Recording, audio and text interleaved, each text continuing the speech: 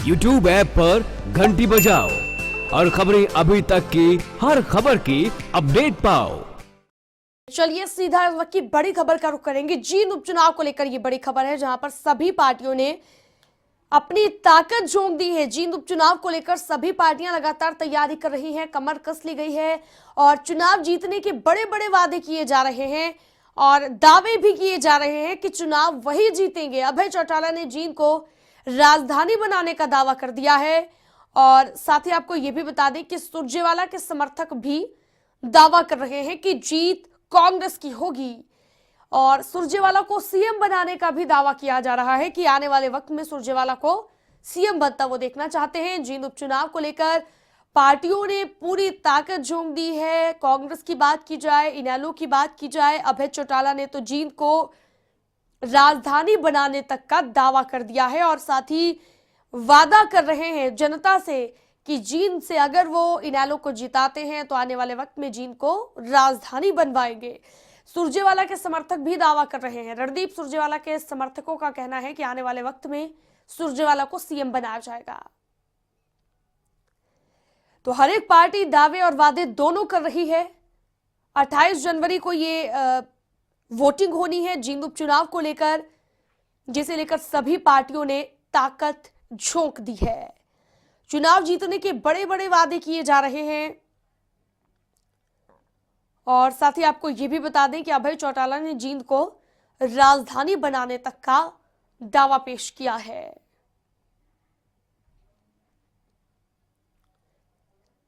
तो बेहद अहम ये चुनाव है जींद उपचुनाव, जिन्हें लेकर हर एक पार्टी ने कमर कस ली है। हर एक पार्टी लगातार कोशिश कर रही है जनता को लुभाने की और इसी के लिए चुनाव प्रचार भी जोरों शोरों पर इस वक्त चल रहा है।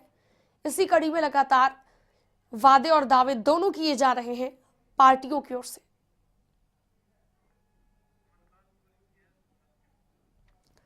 संपादकीय सलाहकार कमलकांत गौरी जी हमारे साथ फोन लाइन पर जुड़ गए हैं। सर, अभय चौटाला ने जींद को राजधानी बनाने तक का दावा कर लिया। सुरजेवाला की बात करें, सुरजेवाला को सीएम बनाने का दावा उनके समर्थक कर रहे हैं। बेहद अहम ये जींद उपचुनाव है, ऐसे में लगातार जनता को लुभाने की कोशिश की जा रही है, लेकिन रुक क्या होगा ये समझ पाना बेहद मुश्किल है।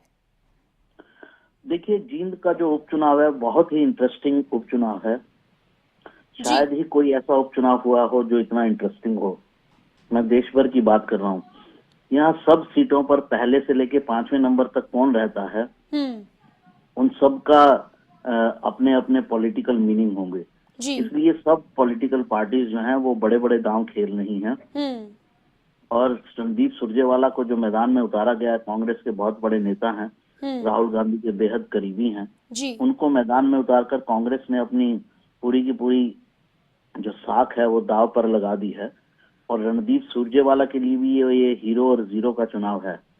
अगर वो जीतते हैं तो निश्चित रूप से उनकी इमेज कांग्रेस के अंदर जो गुटबाजी है उसमें एक बड़े नेता की होगी, वैसे नेता जिसने जींद का चैलेंज लिया और जीते।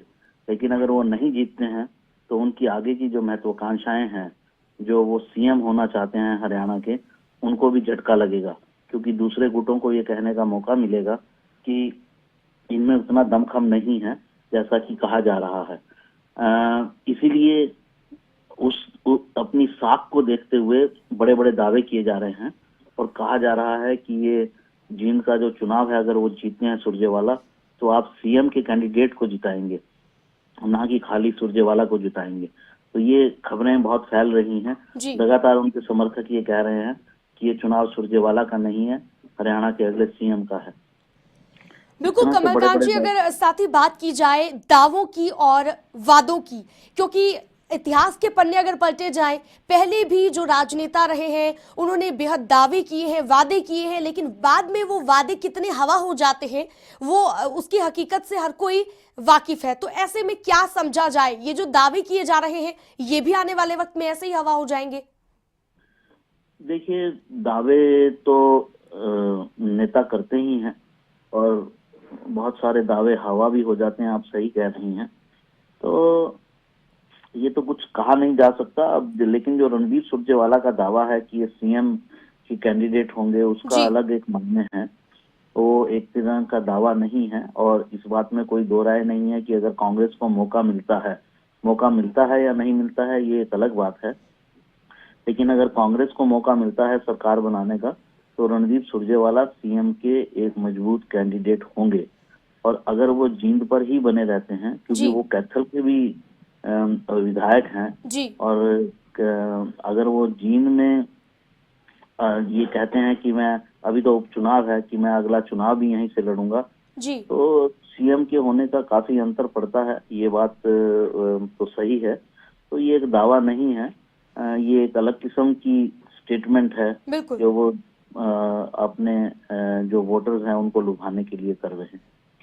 बिल्कुल कमलकांत जी, अगर जींद की बात की जाए तो राजनीतिक महत्व रखता है जींद, लेकिन विकसित इतना नहीं हो पाया है अब तक। तो ऐसे में जो जींद को राजधानी बनाने का दावा किया जा रहा है, क्योंकि इसे लेकर कहीं ना कहीं मंशा जरूर कुछ अलग ही नजर आती है। देखिए, जींद की राजधानी तो बहुत मुश्किल है जी। क्योंकि हरियाणा चंडीगढ़ से अपना दावा क्यों छोड़ेगा, बिल्कुल। ये सवाल है। बिल्कुल।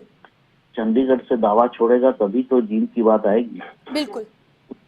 ये तो एक दो-धारी तलवार है। बिल्कुल दो धारी तलवार ये बिल्कुल नजर आ रही है। बहुत बहुत शुक्रिया आपका कमलकांत गौरी जी, हमारे साथ सलाहकार संपादक जुड़े थे, जिनका साफ तौर पर कहीं ना कहीं यही कहना है कि जींद को राजधानी बनाने की जो बात की जा रही है, ये दावा कहीं ना कहीं दो धारी तलवार नजर आ रहा है।